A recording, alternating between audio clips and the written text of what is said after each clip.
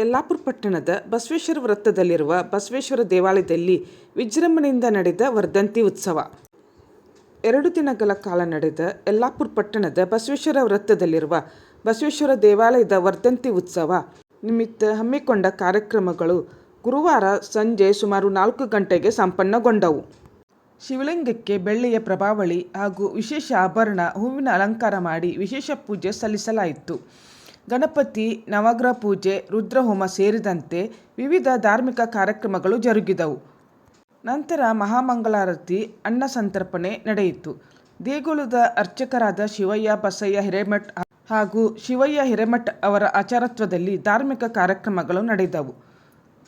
ದೇವಸ್ಥಾನ ಸಮಿತಿಯ ಪ್ರಮುಖರಾದ ಬಸವರಾಜ್ ಗೌಳಿ ಹಾಗೂ ಮಹೇಶ್ ಗೌಳಿ ಅವರ ನೇತೃತ್ವದಲ್ಲಿ ಅನ್ನ ಸಂತರ್ಪಣೆ ಸೇರಿದಂತೆ ವಿವಿಧ ಕಾರ್ಯಕ್ರಮಗಳು ಸಾಂಗವಾಗಿ ನಡೆದವು. ಸಾವಿರಾರು ಸಂಖ್ಯೆಯಲ್ಲಿ ಭಕ್ತರು ಆಗಮಿಸಿ ಹಣ್ಣು, ಕಾಯಿ, ಸೇವೆ ಸಲ್ಲಿಸಿ ಅನ್ನ ಸಂತರ್ಪಣೆಯಲ್ಲಿ ಪಾಲ್ಗೊಂಡು ಪ್ರಸಾದ ಸ್ವೀಕರಿಸಿ ದೇವರ ಕೃಪೆಗೆ ಪಾತ್ರರಾದರು. ದೇವಾಲಯವನ್ನು ವಿದ್ಯುತ್ ದೀಪಾಲಂಕಾರದಿಂದ ಸುಂದರವಾಗಿ ಅಲಂಕರಿಸಲಾಗಿತ್ತು.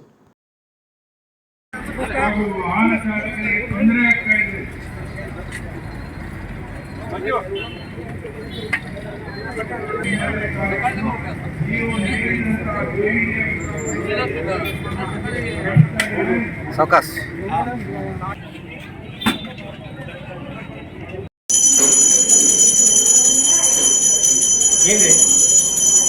ಆ ಸೈಡ್